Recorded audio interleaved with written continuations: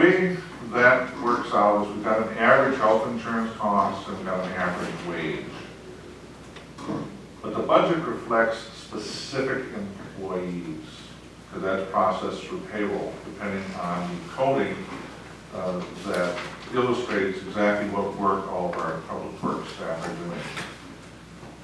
So in this case, it would appear, although it is unusual, even by my, because I've reviewed this, it would appear that we're just getting a concentration of employees that higher benefit levels than the budget suggested. I'm going to look at that much closer when the 2019 budget comes out to make sure I don't have a cell reference error in that formula, because it shouldn't be. I mean, the average is fairly consistent. There's really only a couple people who are single benefits. Almost everybody has family. So I'm thinking that that's something I'm going to look real close at. So, but again, in aggregate, we know what the total benefit cost for all the employees in public works are going to be, and those are all going to be in line.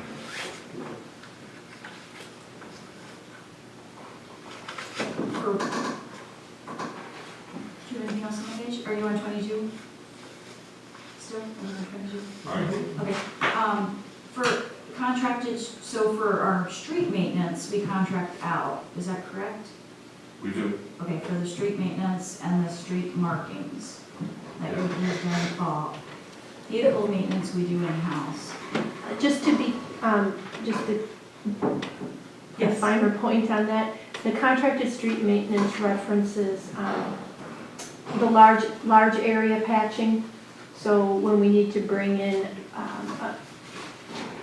areas where we don't have the equipment to do that large of an area, that's what this refers to. Okay. Pothole patching, we do that in-house, but this would be the large area asphalt patching and then crack filling. Neither of which we had equipment, or the village owns equipment to complete those operations. So am I correct to say for street and alleys, that would be pothole maintenance? And at this point, as up to June, we've spent $4,800 in supplies? Yes, so that would be for cold patching materials in streets and alleys, that's what it covers. Okay. Anything else for you guys? If not, we'll go to 23. And I just have a question on the winter maintenance. The overtime wages is really high, was maxed. And what happened? Started showing on Sundays. Really? Double time. It's awesome. Total. I'm serious. I didn't realize that's. If it doesn't snow on the weekend, their overtime is pretty Yeah. darn good. Yeah, Okay. it tends to be a function of when on the calendar the snow falls, and how quickly after that the next one occurs. And that makes a big impact. And in January and February, we had a few. We had quite a few big weekend storms, yes. So we're hoping that we don't get any snow until the day before Christmas, and then only 2 inches of light snow.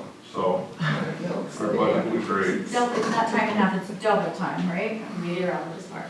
Day before Christmas. I like it. I'm excited.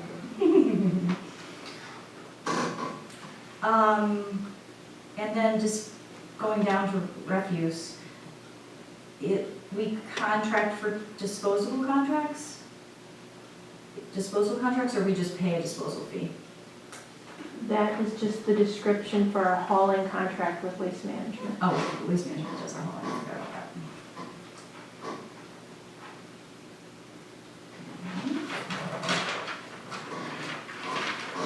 that. And someone does our recycling. And is the recycling disposable contract, it's at 64%? That was what I referenced earlier with finding and working Oh, through okay. those billing errors to make sure that they match the numbers in the actual contract. Okay. And then for yard waste, same thing, is that waste management? Yes. So, can I ask a quick question? All right.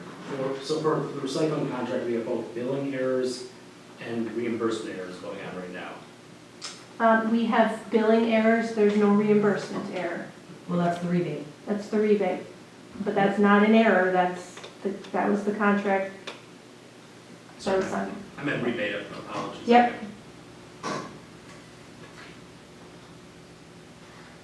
If we had kept the same reimbursement rate for the rebate, would we have gotten, would the money have also gone down just because you're saying the rates of recycling have gone down? Or is it because of the formula change? It would have gone down because the market rates have gone down substantially. How much, I haven't calculated what it would have been under the old contract. But we would have gotten $25 more a ton, $27.50. Yeah. But some of our actual unit costs went down substantially also.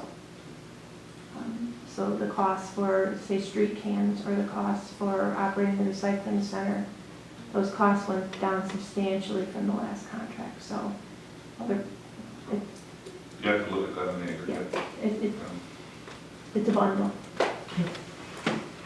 And for yard waste and leaf collection, do we do that?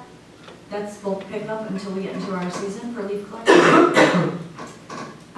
We collect curbside, big yard waste weekly. This cost reflects the hauling of those materials out of the transfer station. All right.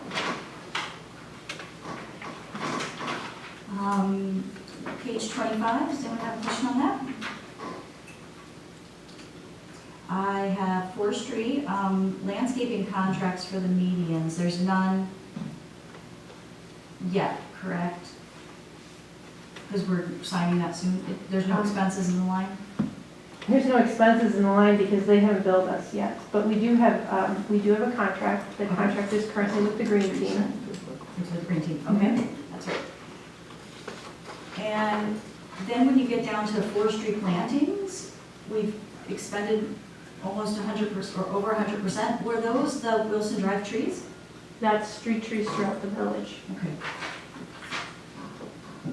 The Wilson Drive trees will be paid under the Wilson Drive contract, which is a 400 account, so that would show up in your, at the end of the year in your capital. In your capital, okay. Anybody else have a question on that budget, forestry? If not, we'll move to parks. And then the same thing for landscaping, so we contract out our work in parks, correct? Landscaping contracts is actually just the title for our natural turf management, grass cutting, organic turf care. And then it looks like we only have 32% of the plantings in parks expended, 25. As of June. Yep. So we've been planting a lot in the streets. Well, actually, that line item, so Mark and I,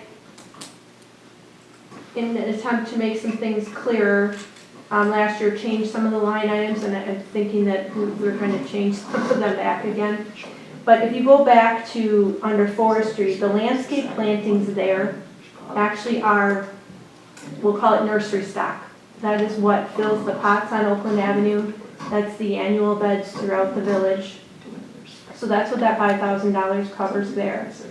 And you're going to, in your next financial report, this is all going to be sifted out because of these changes, some of these things were inadvertently charged to the wrong line items, but we will fix that for your next report. So then landscape plantings in the 3610, which is forestry, are what I'm going to say is nursery stock, your bedding plants. Forestry plantings is street trees. When you go under parks and beautification, the landscape plantings there is a couple of things. The first of it is the annual contract that we have had for the last several years with Merrick to do continued bluff restoration and maintenance. So the bluff and the dunes at the beach, And then there is also a smaller amount of money in that line item for the replacement of, I'm gonna call them perennials. So if we have shrubbery, larger plants, say in the Capitol Drive medians or in any of the parks that need to be replaced due to disease damage or defect, that would come out of that line. Like I said, I think we kind of separated these things out in an effort to make it easier, and I think we might have overthought ourselves on that. So we're, Mark and I have talked a little bit, and I think in the 19 budget, this will be spelled out a lot clearer. I don't think we need to be quite that specific about all these buckets of plants. I think plants are plants, and probably that's good enough. Any other questions? No, but Yep. David is messaging that she's trying to call in. Oh, 7:20, sorry. So, okay, page 27. My question about both the revenue, so I wanted to ask this before, for donations that come into the library or the senior center, so like for grants, the Benjamin Fund or the, if we budget those expenditures, in our budget, they apply to our expenditure limit and our levy, they apply to those caps. And the only reason I want to ask this is I was at the league and we were talking about this, and I asked the question, and everyone else does not do that. They all budget those mid-year. So I'm just wondering if we contemplated that. Well, as far as expenditure restraint goes, the only thing that counts, once you get outside of the general fund, is the property tax support. Okay, So if there's $30,000 of other expenditures or $200,000. because of grants. It Doesn't just count. doesn't, Okay. it doesn't count against us. Okay, maybe. So, What if, why do other people not? So when I spoke with, with the senior center director, and she said, oh, Mark always tells me we can't, because we're hitting up against, we can't spend more of our funding from the Benjamin Fund, is it the Benjamin Fund? She says because of some restriction that has to do with the overall budget. Maybe it's changed since. C-Taken? I am not clear on what they would be referring to, but we can't have a discussion with them. Okay. I'm not aware of any constraints. That's odd, because every other mayor, village president said exactly that's why we don't do it. So, okay, I'll follow up with you. Sure. You want to take a couple minutes and pick this up later, or you want to forge ahead? While we're getting, I think we're getting down to the end, aren't we, or do we have a lot more? I mean, personally, I think the utilities I are have a lot. what the utilities are, but library, senior resource center are pretty easy. Okay. You want to keep going for 5-10 minutes? I just can't, I didn't know which word I was saying. Okay, sorry. Let's go on to, page 29. For the senior center, I guess, is it the senior? Yeah. So it says electric, gas, and water discounted, so they're not paying, I don't know. It's been discontinued, right? Discontinued. That is where we have budgeted for that in the general fund now, under other general administration for the village center. Again, instead of trying to micro parse some of these. Got it. Any other questions on those? Otherwise, we go to debt service, page 31. What is this surplus added? Surplus supply.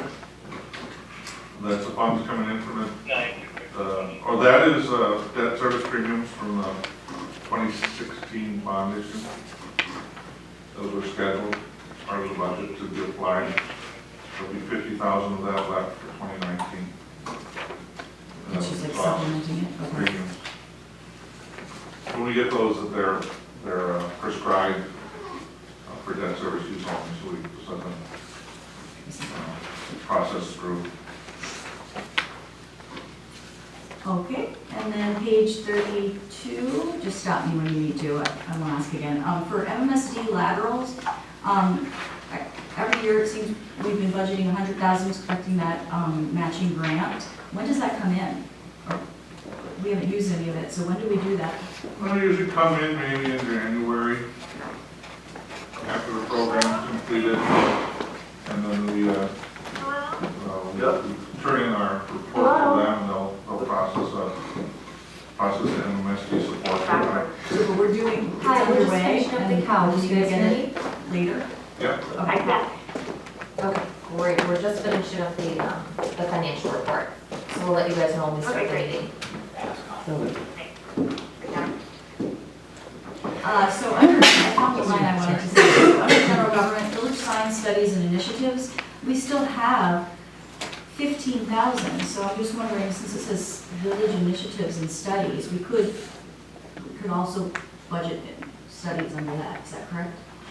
well, that's why it's described that way, and again, those are for planned one-time studies, and there's budget detail behind those line items, so. Like the fire study or something? Well, there's a carryover for a parking study in there, and there's village-wide signage, and there's other things in there, Okay. but, yes, and you'll see some of that coming in a couple of months.